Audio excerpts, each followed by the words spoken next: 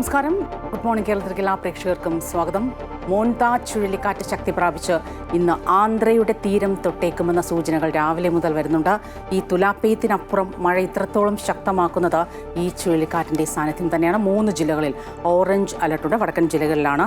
ഇടതുമുന്നണിയുടെ മാനത്തും മോൺത ചുഴലിക്കാറ്റിന് സമാനമായ സാഹചര്യം തന്നെയാണ്. ന്യൂനമർദ്ദം ശക്തി പ്രാപിക്കുമോ അതോ ദുർബലമാകുമോ എന്നൊക്കെ ഇന്ന് വരും മണിക്കൂറുകളിൽ അറിയാൻ സാധിക്കും. ഈ വിദ്യാഭ്യാസം എന്ന് പറയുന്നത് കൺകറന്റ് വിഷയമാണ്. സംസ്ഥാനത്തിന് തീരുമാനമെടുക്കാമെന്നൊക്കെ CPI ധരിപ്പിക്കാൻ പെടാപ്പാട് പെടുകയാണ് ശിവൻകുട്ടിയും CPM ഒക്കെ. പക്ഷേ കാര്യങ്ങൾ CPIക്ക് ബോധ്യപ്പെട്ടില്ല എങ്കിൽ നിർണായക തീരുമാനങ്ങളിലേക്കൊക്കെ കടക്കുമെന്ന ഒരു കണക്കുകൂട്ടലാണ്, അല്ലെങ്കിൽ അങ്ങനെ ഒരു ആശങ്കയും ഇടത് മുന്നണിക്കുള്ളിൽ നിലനിൽക്കുന്നുണ്ട്. പക്ഷേ ഇപ്പോൾ ഏറ്റവും ഒടുവിലായി പുറത്തുവരുന്ന വിവരങ്ങളനുസരിച്ച് മുഖ്യമന്ത്രി പിണറായി വിജയൻ CPI സംസ്ഥാന സെക്രട്ടറി ബിനോയ് വിശ്വത്തെ ടെലിഫോണിൽ വിളിച്ച് സംസാരിച്ചു എന്നതടക്കമുള്ള റിപ്പോർട്ടുകൾ പുറത്തു വരുന്നുണ്ട്. നോക്കാം.